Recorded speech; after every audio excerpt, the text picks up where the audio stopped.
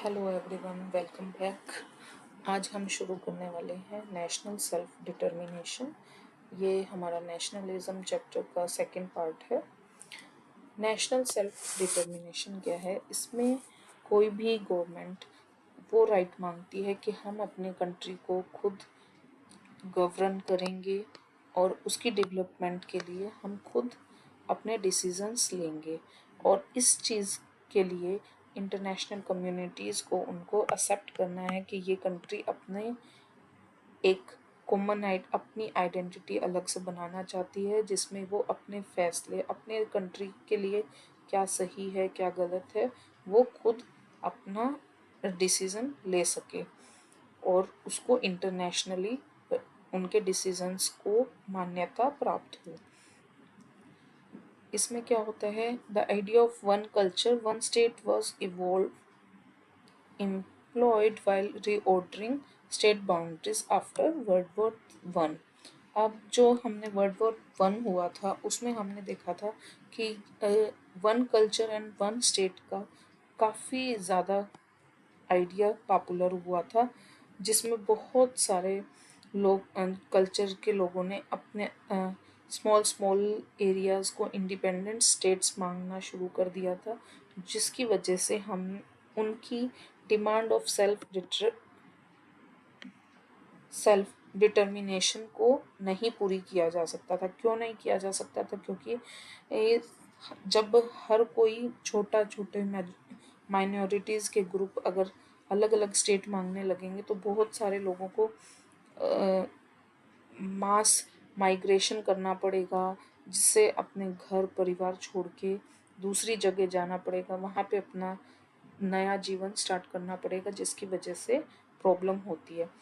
और इससे बहुत ज़्यादा रीऑर्गेनाइजिंग बाउंड्रीज करना पड़ता है, जिसकी वजह से बहुत प्रॉब्लम आती है और कम्युनल वायलेंसेस भी हो जाते हैं।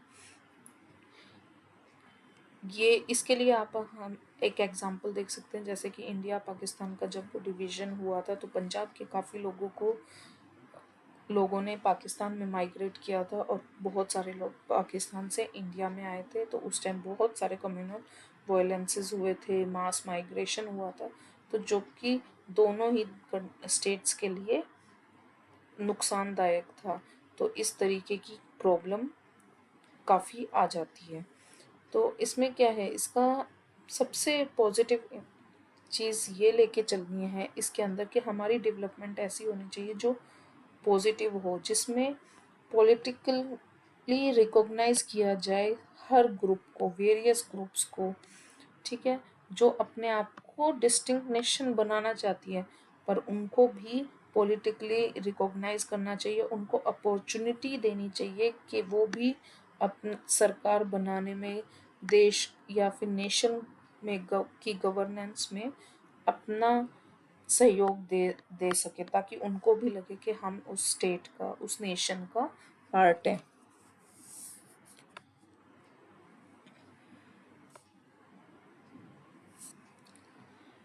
ओके, इसमें एक ये है कि इसमें हमारे कलेक्टिव इंटरेस्ट को और उन इंटरेस्ट को भी हमें कंसीडर करना चाहिए, ठीक है।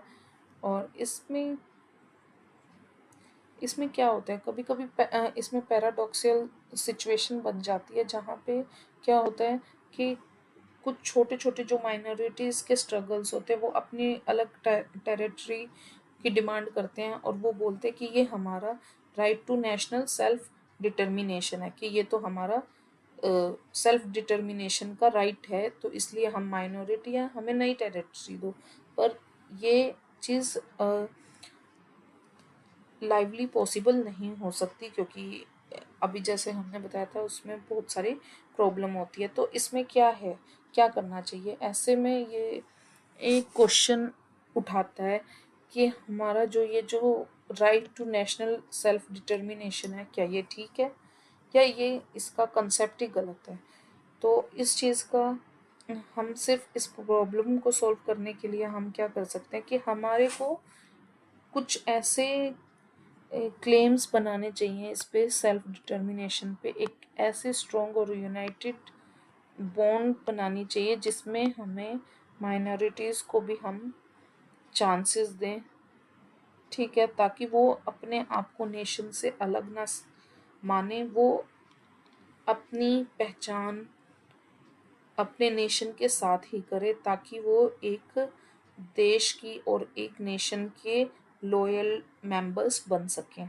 तो हमें हर नेशन को ये चीज़ ट्राई करनी चाहिए। अब नेक्स्ट हमारा टॉपिक आता है नेशनलिज्म एंड प्लूरलिज्म। इसमें प्लूरलिज्म में क्या है कि कोई भी सोसाइटी है उसके अंदर बहुत सारे रिलीजियस लोग हैं, बहुत सारी लिंग्विस्टिक और कल्चरल माइनॉरिटीज़ के लोग एक साथ रहते हैं। तो उन सभी को रिकॉग्नाइज करना, एक ऐसी डेमोक्रेटिक सोसाइटी बनाना जिसमें उन सभी को पहचान दी जा सके, ठीक है, ऐसी इसमें डेमोक्रेटिकली सोचना होता है, ठीक है, ताकि वो किसी देश के पॉलिटिकल आइडेंटिटी ऑफ सिटीजन्स को बना सके और इसमें उस देश को अपने एक ट्रू लॉयल मेंबर्स मिल सके, ताकि, ठीक है। इसके बाद आता है क्रिटिक ऑफ टैगोर्स नेशनलिज्म के टैगोर के क्या क्रिटिक थे नेशनलिज्म के अकॉर्डिंग। तो इसमें क्या है कि टैगोर कॉलोनियल रूल के अगेंस्ट तो थे, पर वो कहते थे कि जो पूरा वेस्टर्नाइजेशन है, पूरा उस वेस्टर्न सिविलाइजेशन को, कि उनकी जो भी चीज़ें, हर चीज़ को रिजेक्ट करना वो भी गलत है। वो कहते थे कुछ वेस्टर्न चीज़ें ऐसी हैं जो हमारे देश के लिए प्रोग्रेस करने के लिए अच्छी है, तो हमें कॉलोनियल रूल जो ब्रिटिश हम पे राज कर रहे थे और जो लोगों को तंग कर रहे थे वो चीज़ नहीं होनी चाहिए, पर वेस्टर्न सिविलाइजेशन होना चाहिए, ठीक है। उनकी कुछ चीज़ें जो अच्छी हैं वो हमें अपनानी चाहिए अपने कल्चर में, ताकि हम अपनी कल्चर को और अपनी हेरिटेज को और स्ट्रॉन्गली नर्चर कर सकें, ठीक है। उनका कहना ये था। तो इसमें क्या है कि वो एक critic of what he said is called patriotism is a persistent theme in his writing, and he was very critical of narrow expressions of nationalism that he found at work in part of our independence movement, okay. और उन्होंने काफ़ी critical expressions दिए हैं अपने nationalism की statements को लेकर, जहाँ पे उन्हें लगता था कि जहाँ पे लोगों ने नेशनलिज्म को काफ़ी नैरो एक्सप्रेशंस के साथ पेश किया है वो उस चीज़ के एकदम अगेंस्ट थे। वो हर नेशनलिज्म को एक वाइडर तरीके से सोचते थे, ओके। यहीं पे हमारा ये चैप्टर ख़त्म होता है। Thank you.